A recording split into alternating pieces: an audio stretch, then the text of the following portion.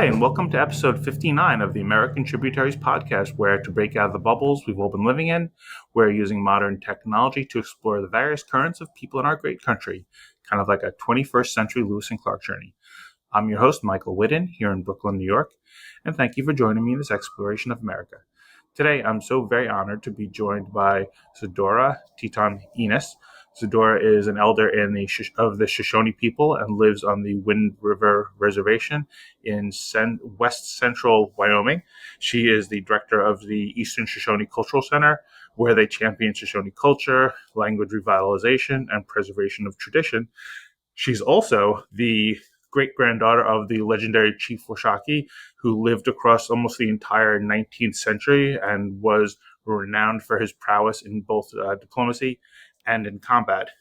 But for many people, the most famous Shoshone person may very well be Sacagawea, who helped, yes, Lewis and Clark during their journey between North Dakota and the Pacific Ocean. So, Dora, thank you so very much for joining me today. How are you doing? And could you share a bit of your story?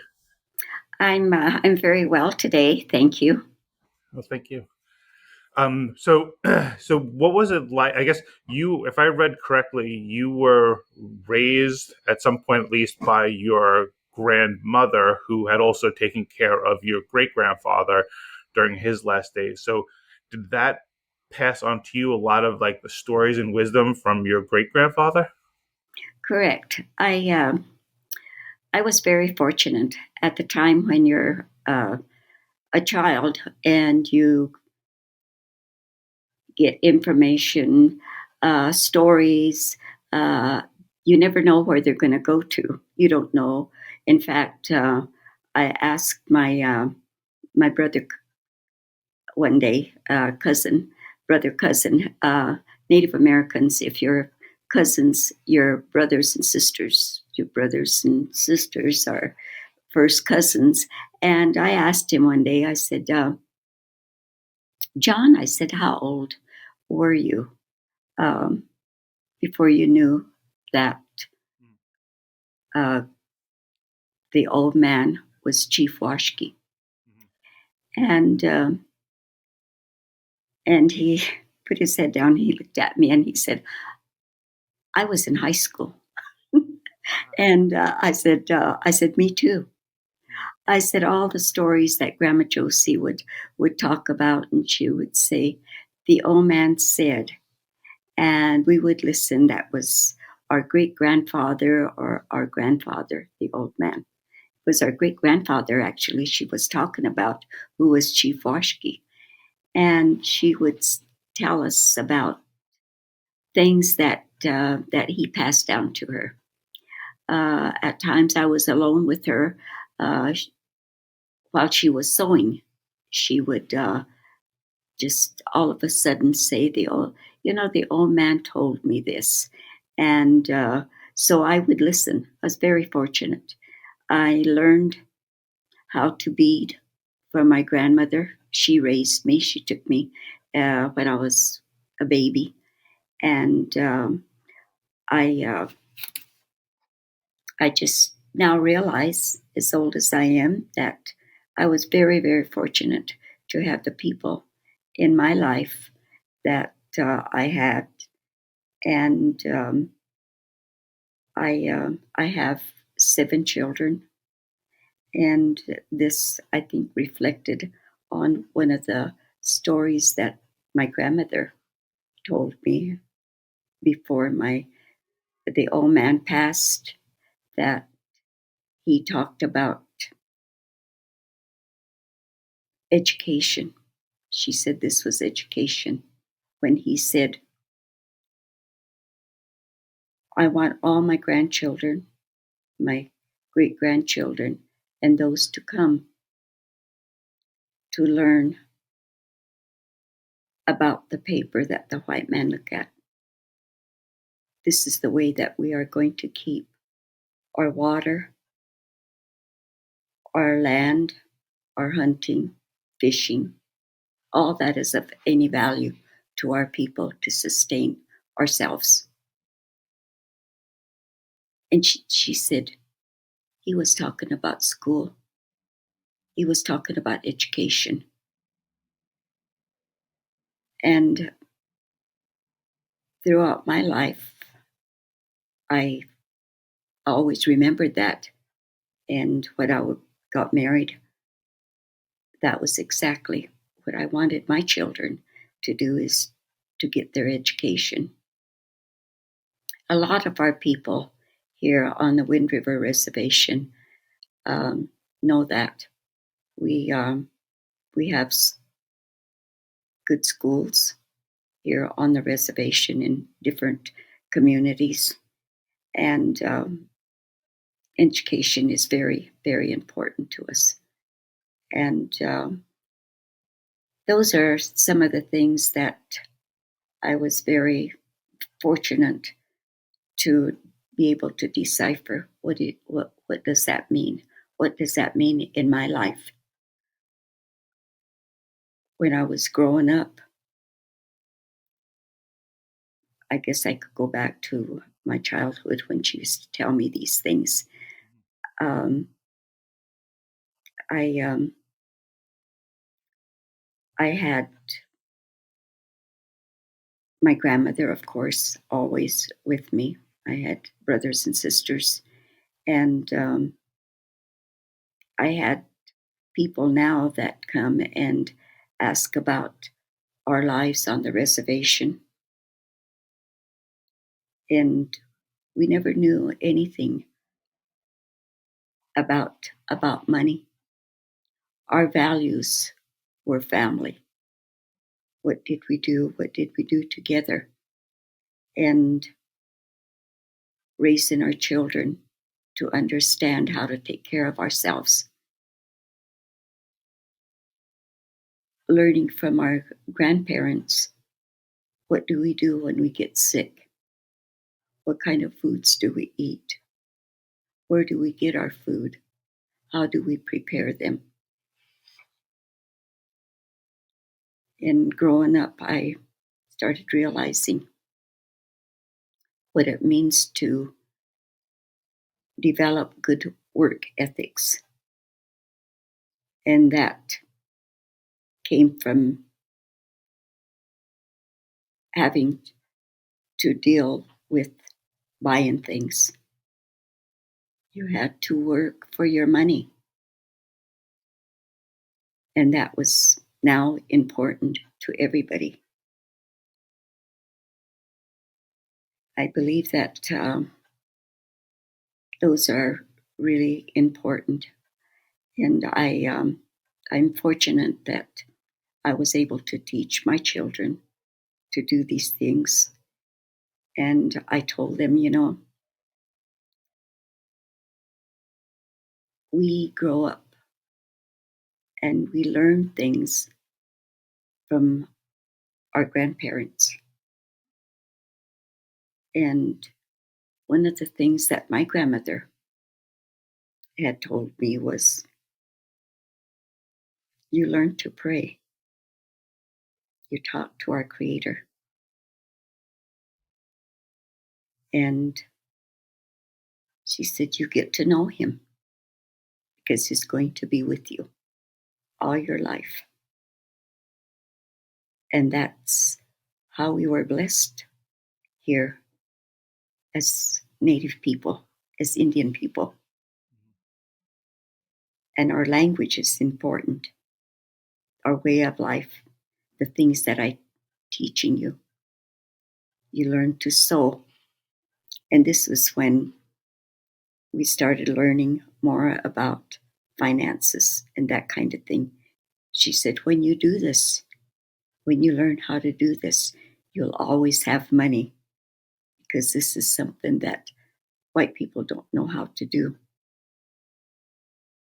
And some of our people won't teach non-Indians or other people how to do things that we do and that we learn how to do. And I just learned the other day a lady that learned how to bead from one of our famous bead artists here on the reservation. And she said that she wanted to learn how to make moccasins. And she's non-Indian. And she said that this lady told her, I don't teach. I don't teach non-Indians our way of beating, the way that we do things. She said I kept at her. I'd ask her, well, if I did it, it's for my baby. I'm going to have a child and I want to make something and I want to do it myself. And she said, well, in that case, if it's for your family, I will teach you.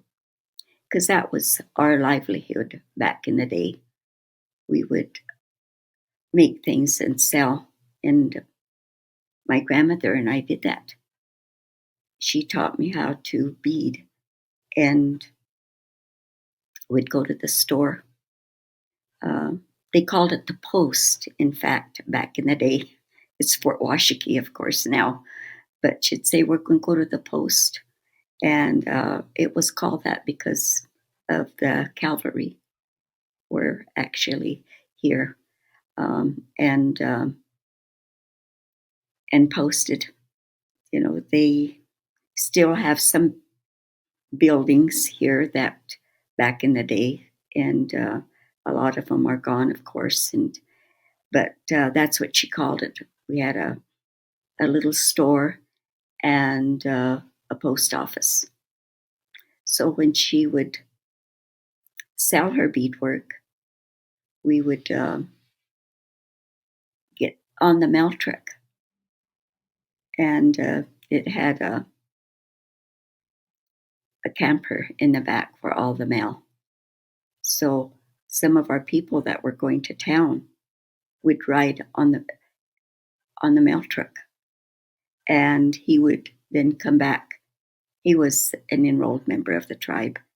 He was, in fact, a relative of ours, and we would meet him to come back. And my grandmother would tell me, we need to go here to their post office, and she knew where to go. We'd ride in the elevator on the second floor at the post office in Lander. She would pick up a letter, and she'd open it, would go to the bank. And I realized now what it was. She would pick up a check. My uncle was killed in the First World War, John Washakie.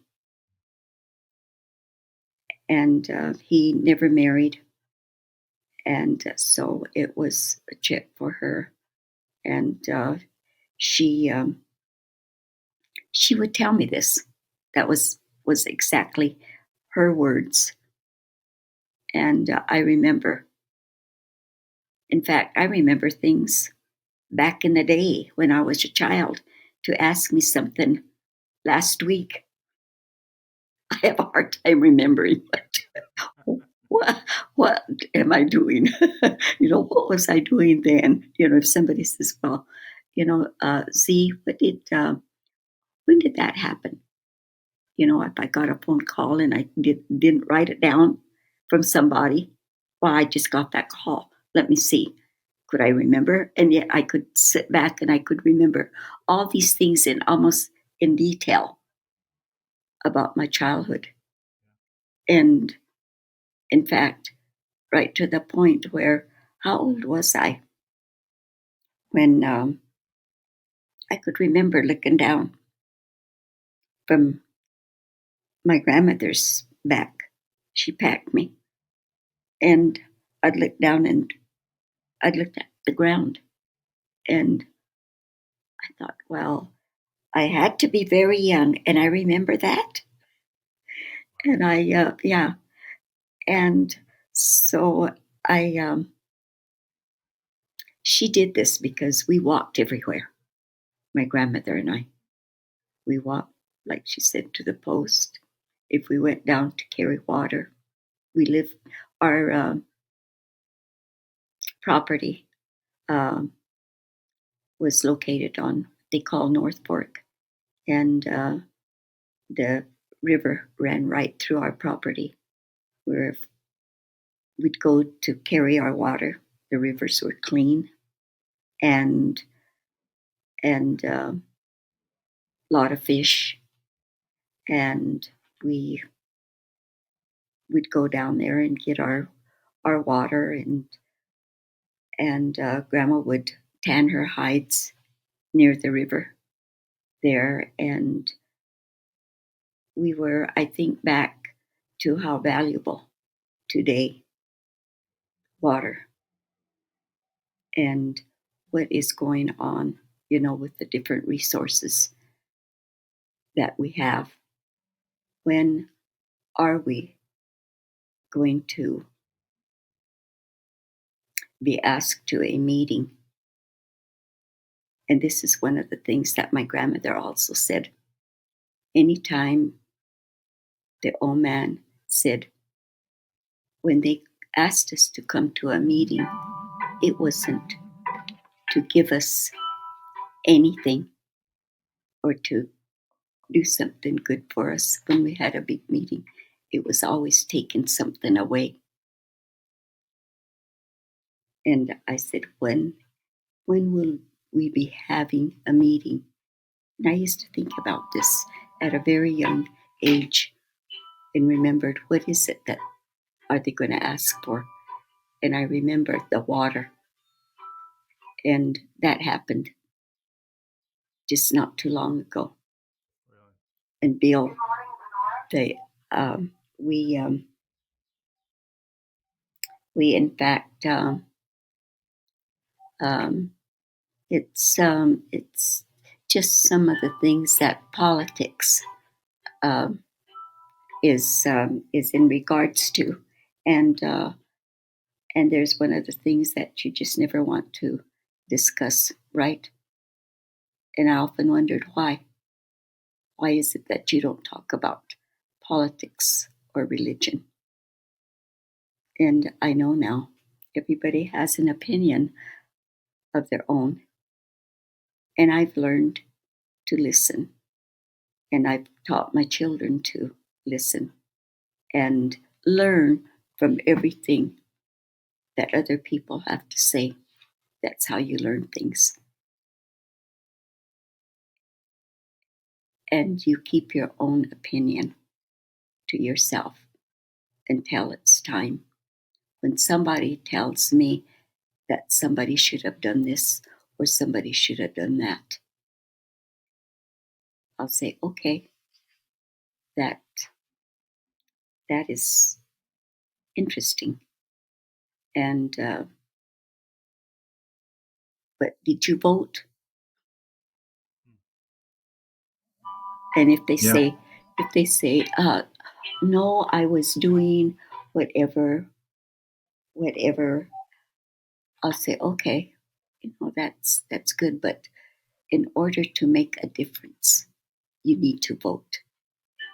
I said that is what we do, and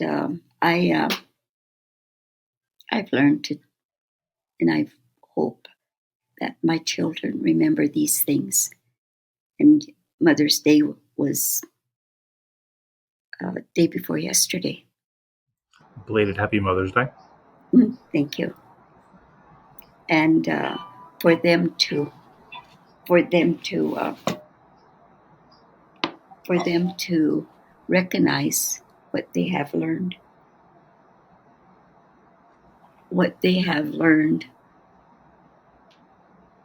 uh, throughout their life and where they're at and what they're doing, and thank me. It's very heartfelt. That is our responsibility as mothers.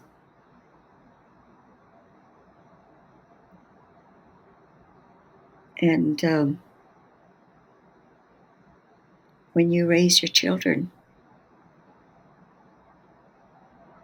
uh, knowing and being able to talk about things that people say, this is what you don't talk about. I sincerely believe that you don't direct people to believe or to try to convince them anything that you believe, that the way that you think about. But the thing that you need to do is to express your feeling about things as well as they have, but always respect where they're coming from.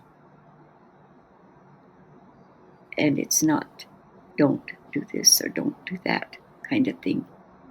That is such a misunderstanding of people today. You need to take into consideration, be considerate of other people, no matter what it is. And today, when you think about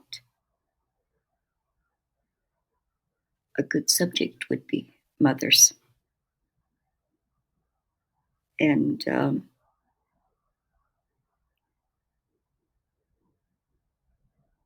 I've told my daughters that we choose to be here, I believe in my heart, because as a child I learned to pray. I'd fall asleep listening to my grandmother pray in Shoshone.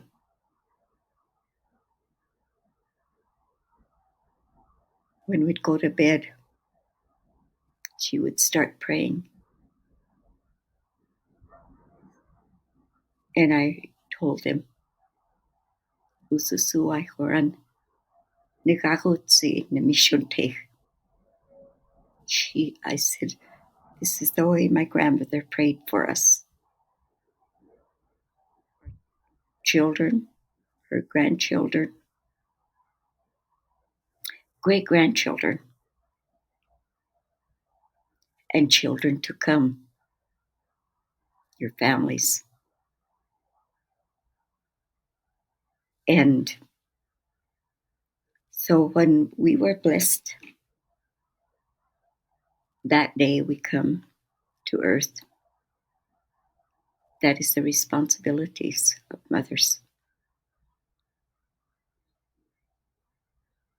And we nurture our children.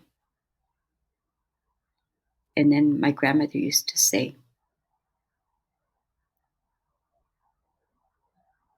if you feel like you need to talk to someone, talk to an elder. And throughout my life, I would think, of course, they've been there, they've done it, they're experienced. And of course, they would be the ones to talk to. Wise. I'm an elder now. When did you realize that you were an elder? I still don't get it. Time has gone so fast. I think, am I an elder? Am I my next birthday? I'll be 82, and I think, oh my goodness, and I want to do so much, and it's very, very hard. And but I don't think about it. I just think about, what is it? What is it can I do? My children are raised. And I told him, I want to live long enough to see what you become. And my youngest son, now he'll be getting his bachelor's. He's working his way through himself. And He works for Indian Health Services. My son next to him, older, is a teacher at Washakie School, and he's been there for about 29 years, 28, 29, teaching. And my daughter next to him she's on a mission for the LDS Church, and she's in one of the South Pacific islands called Vanuatu, and doing well. I lost a son in a car accident, and the other daughter is a speech and hearing pathologist. And I have a daughter that has her bachelor's and a son that works at the University of Wyoming. And he's the oldest son, James Strasper. His sister next to him is Elizabeth and Cornissa, Anne, George, Abeda, Anne Abeda, and Cornissa Abeda, James Strasper, Elizabeth Strasper, Ty Strasper, and my baby, the youngest, George Enos. And they, as I say, I'm an elder now, and I'm okay. When it's time, I'm ready. I've seen and I've talked to them, and I told them about their children. Work with them. Don't give up. No matter what your child goes through, stay with them. Understand them. They're your responsibility. I realize now, being an elder, I didn't just get old. Now I understand. I don't want to just be an old woman. I want to be an elder. There's a difference. When you're an elder, you have been led by the Creator. You talk to Him every day. Pray. Remember Him in what you do. It's not hard because He's with you. You're only a messenger. And when someone comes to you, you know what to say. It's not you, it's the Creator. That is your job. That is what you do when you're an elder.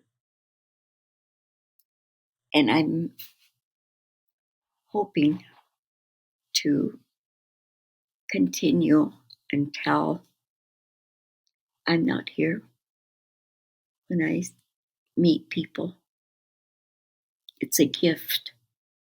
It's a gift that the Creator blesses you with when you do things that is pleasing to Him. When we have over 300 million people in the world that don't even know Him, that don't even know the Creator,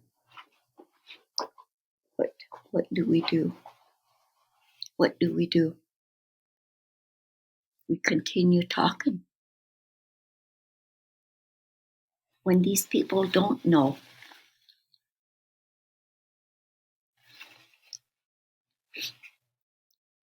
and with all the technology that they enjoy so much,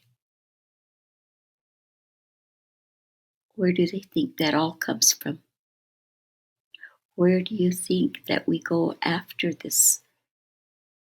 Are we going to continue doing all these wonderful, wonderful things that we've been blessed with? And that's increasing our spirit to become a higher being, intelligent. And is that where we came from? We don't know. But I have faith. And I know that we're not just here for nothing, that we are here to learn as much as we can, to help one another, to understand, to guide them along, take them by their hand, and take them where you're going back so that they can continue learning these things. Everything that we learn here, I believe, we take with us. And everyone's all about finances, money. They waste their time in learning more about what they should and maybe using it wrong, taking it from people that it's not that important. And where do they go with all of that? I want to be and hope many, many, many, many millions of people will say when they meet that being, that brilliant being, our Heavenly Father, that how did we do? And I hope He says, you did good. Not to go back and you need to learn more. And the way that things are becoming in this world today, I don't know if that would be anything that I would want to do. But for us to all try to understand what is important today is the most important thing that we can take with us and to pass on down to our families. And when they're not on the right track, you don't give up. You stay with them. You'll never regret it. And that's what I felt like my grandmother was trying to tell me. And she raised me. No one is perfect. When somebody does something wrong and they think that it's ruined their life in this society, it's only a stepping stone to learn. And for anybody to criticize for the wrong that they have done. It came to me one day, remember, and I don't know if we'll ever see it. Nobody is walking on water yet. And I tell people that are going through hard times because of something that they have done. And I'll say, just hold your head up. Think about what happened. Don't worry about it.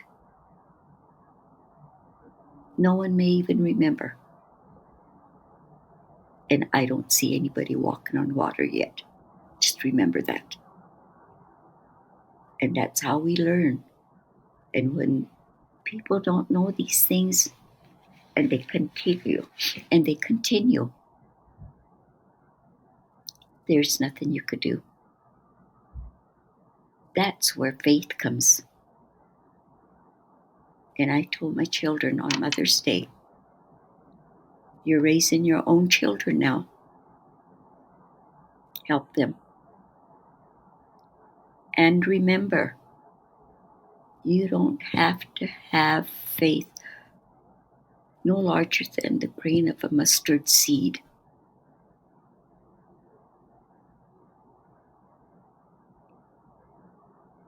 and you pray for your children.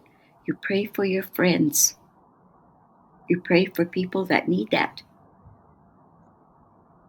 And then you leave it. Don't get in the way of the way that it's going to get taken care of.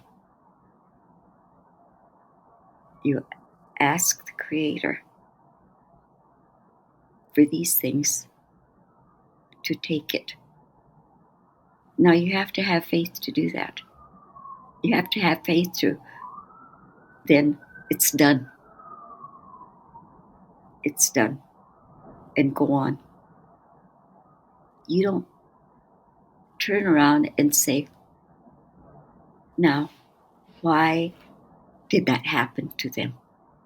Why are they where they're at? How do you know that isn't the way that it was taken care of? How do you know that that was him that said, this is the way that I'm going to do it? That is faith. And you go on with your own life. And you know that those are taken care of. That is who we want to be. We want to be that way. I asked my son one day, I said, George, this is the son that's been teaching at the school for 20 some years, 28 years. I said, George, I believe that there's still power here, the way that it was back in the day. You could heal. He said, there is, Mom. I said, I do believe that. I said, and I've been thinking about it. And I said, in fact, I'm not talking about the way that we heal. We pray, we heal, we fast. My son, my oldest son, James Trosper, is a Sundance leader. He's a Sundance chief for our tribe. One of them. We have others too that are doing very well. They're blessed with this. We need more people like that. If we have 2 or 3 Sundances, that's good. I admire the leaders in that way. We don't say we do better than anybody else when it comes to helping people spiritually. We don't do that. We don't say that church does it like this. That church, we're all Christians. We all are like spoke of a wheel, like the medicine wheel. We come from all different areas, different beliefs. We all go to the center. We all pray for the same. We all pray to the same good things. And I know that when we go this way, that we're okay. And I told George, we do have healing, but that we could heal someone just overnight. And he said, it's still here, Mom. He said, can God trust? But they try to use it the way that things are going in this world today. Can we be trusted? And I thought about that. I had a relative that helped my oldest son. And he was a Sundance leader. His name was Tom Yellowtail. And he said, this medicine that I'm going to show you that grows right here in the mountains. He said, I had people come to me when I told them what I use.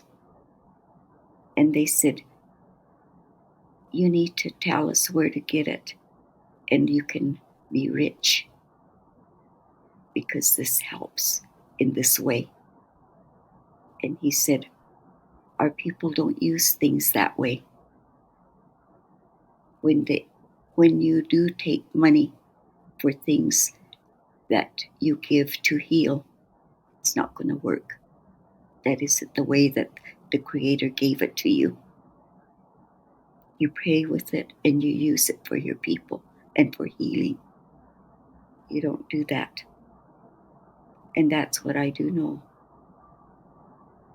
And I teach these things to my family. I teach these things to people that come and they talk to me.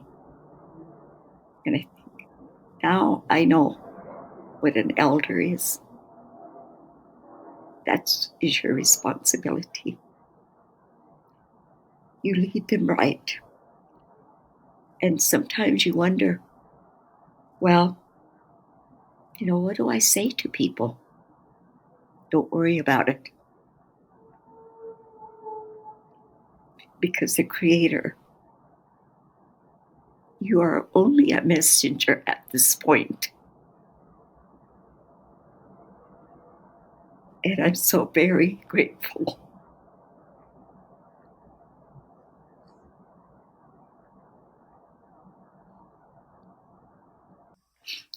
I was a little nervous about the podcast, to be honest. And I said, I don't know. I think that might have been my daughter calling. And it's going to be okay, because I think she was probably telling me my appointment's later on. It's not right now. and because I said, well, I may not be able to be with you for this long, but I'm grateful. Yeah. And I'm happy to have met with you and to meet you. Thank you. And you're in New York. Yes, I'm in New York City. Oh my! Never been there. No. Have you gotten far away from, like, into other states? How far have you gotten away? I've let's see. I'm trying to think. Oh wow! I went to Chicago. There was a program called the placement program back in the day, and when my oldest son was just a baby, and it was a what was the name of that program? Relocation, yeah, a relocation act. That was the Relocation Act, and we went on that, and it was, of course, to promote our people towards education. So we went to Chicago. So I went to Chicago. Mm-hmm. You had, I guess, you were talking about your spirituality. So, is there? You mentioned you're a Christian, or is there a particular, like, I guess, like, are you also LDS or some other branch of Christianity? Well, my this is interesting, very interesting. On with among the Shoshone people, we had Reverend Roberts here, who built a school for girls, and under he was sent here, I'm sure, by the Creator. And when he had the school for the girls, he built a little building on the side of the school in a circular construction, and probably thinking about maybe they would feel more at home, like it was like a teepee. It was round.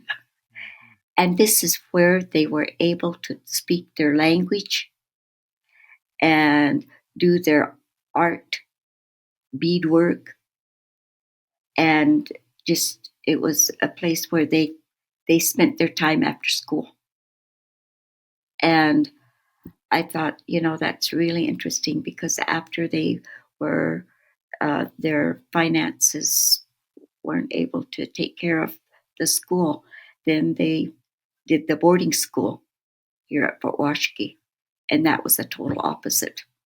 I mean, some of these schools, they cut their hair, they couldn't speak the language, they were punished for speaking the language and trying to, and it just went on and on about trying to cut us from our culture, is what happened. However, he was Episcopalian, Reverend Roberts. That's who was here. Chief Washakie was a friend of Brigham Young, and he was a Mormon. And the LDS church came from, of course, the Mormons, and he was very spoke. My grandmother told me things that he talked about his friend Brigham Young and taught him, supported him. And in fact, he learned a lot of his fighting tactics because Brigham Young had his own militia. And I believe that his way of defending his people were with the conversation that he had with people that come into his life that way. And my grandmother and I would invite anybody that could talk to us about our Creator. Reverend Roberts, and in fact, I was fortunate to remember his funeral. Like I said, I remembered when I was like things like back in the day when I was like 4 or 5 years old, and then the missionaries when they would come and they would show us slides on our wall about our Heavenly Father and about our brother Christ, and it was just my thought always that we were all Christians. I today my family are all LDS. We we have have several of our tribal members that are of different denominations here on the reservation, and I believe we all live right. I truly believe that. If we go to the Sundance and if we have our sweats, if we do all of that, we're praying. We want to stay together. Our people need to stay together. I don't care what church we all are. We're going to be strong, I guess is what I'm trying to say. And I just hope that everybody knows and feels the same as I do. And if you go to somebody else's Sundance, you're there to support them because you know they're fasting. They're fasting for 3 days, 4 days without eating or drinking, and knowing that we are being blessed for that, and we're sacrificed. We don't do it for anything else but for prayers, and that's what we need today. And I'm sure that anybody in the world that believe in this way aren't wanting to hurt anybody. And greed, all of these things that are bad like that. I don't know what it would be like. Maybe it's just a test as to where we're going. And that's what I believe it is. These different things that were provoked. Sometimes we get anxious and we think, is that a faster way to do things? Is that better that way? If we did it like that and it's wrong, if we want something, do we just take it? No, we just don't do that. And if we do, we better put it back. Don't be taking something that don't belong to you or doing something to somebody that hurts somebody else. And we don't know. Somebody is somebody's child. If you have children, would you want them hurt? Who's out there doing these things? A lot of our people are missing. We don't know if they've been taken for what. Here on the reservations, all the reservations.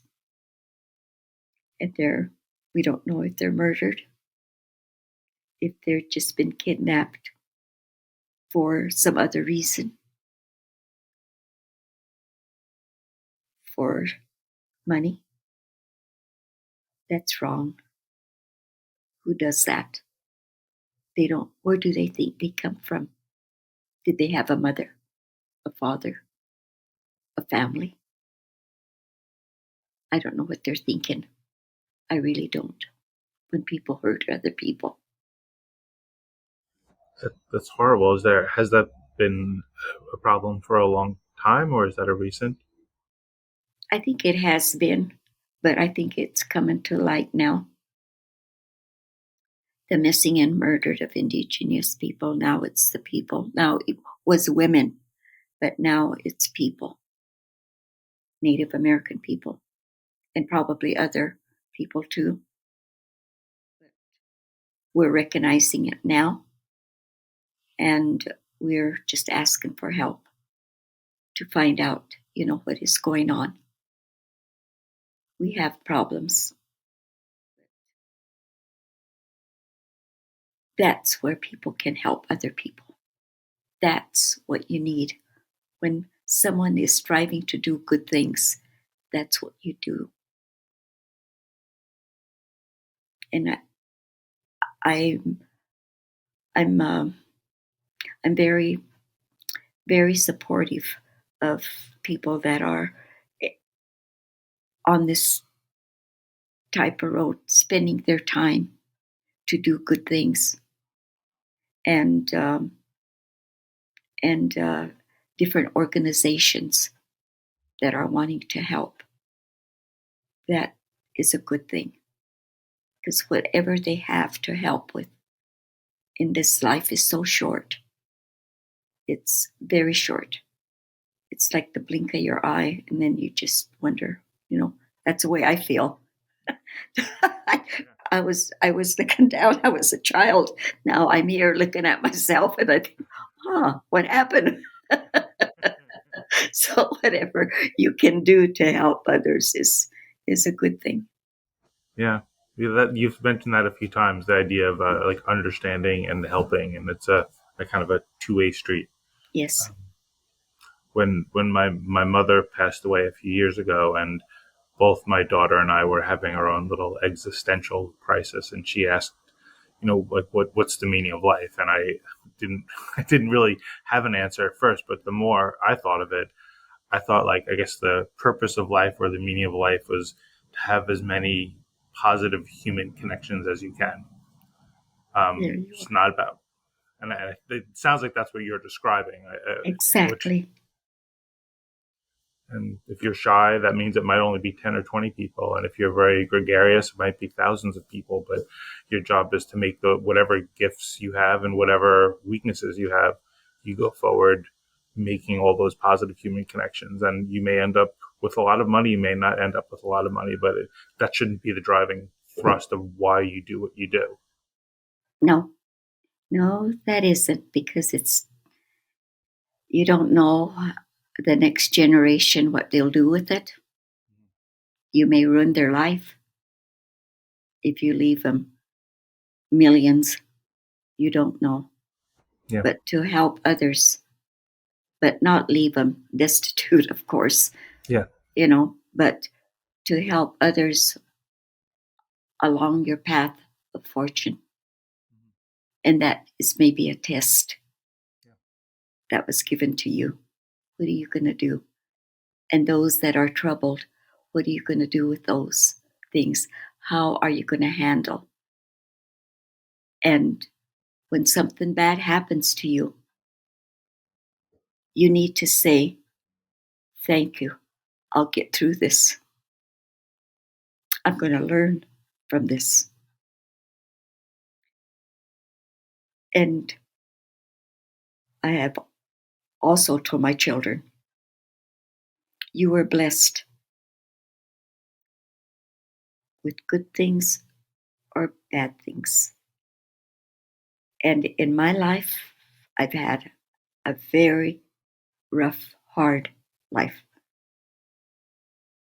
And I remember something I had read one time. You are blessed with the troubles that you have.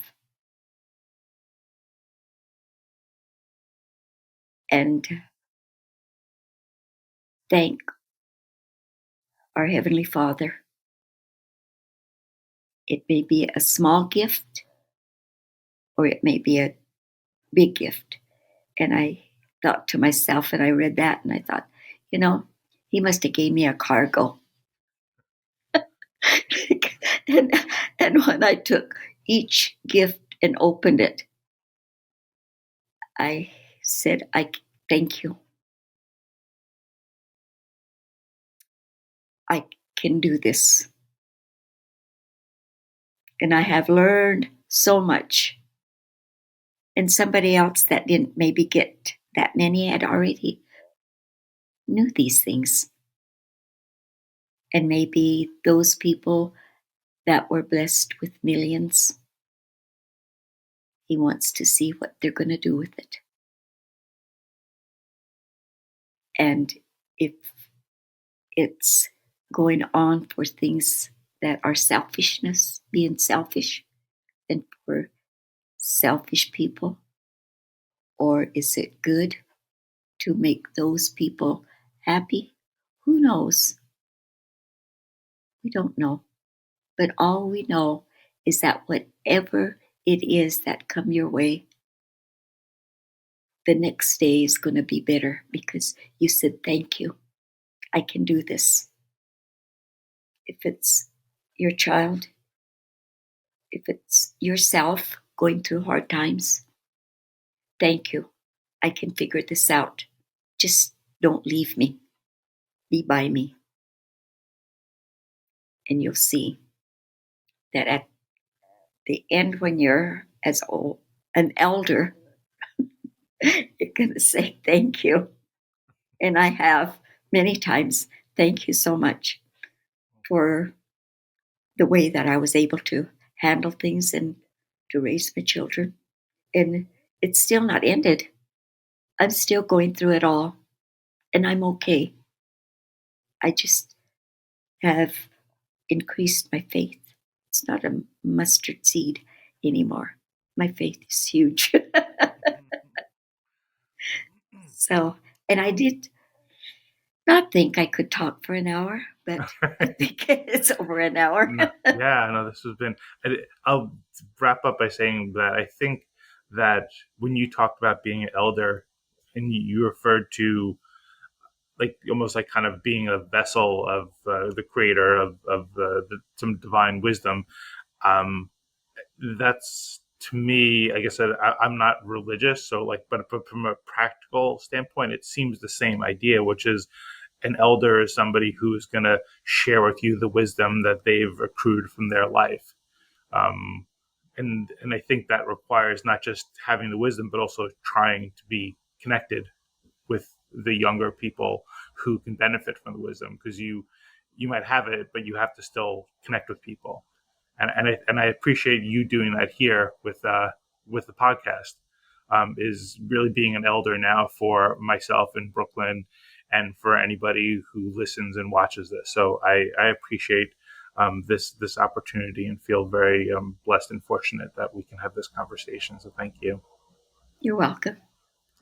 And then I usually finish a podcast conversation asking what gives you hope.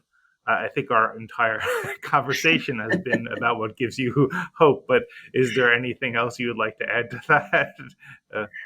Well, an elder doesn't take all the credit. It's not them. It comes from a more divine, more intelligent being, and that is our Creator. And it's just not you, but you stay in tune with Him, and you have that privilege. You have that privilege, and you're blessed with it, and that's what we want to do. Well, thank you very much. This has been a real honor. So thank you. And I guess I should also thank Kyle for bringing us together. Kyle was a guest on, I think, episode 8. So thank you, Kyle. Sure. And Zedora, thank you. And thank you to Robin. Yes. So yes, she's right here.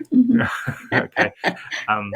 And thank you to all the listeners and viewers out there. May you go out and explore our country with curiosity, respect, compassion, and humility.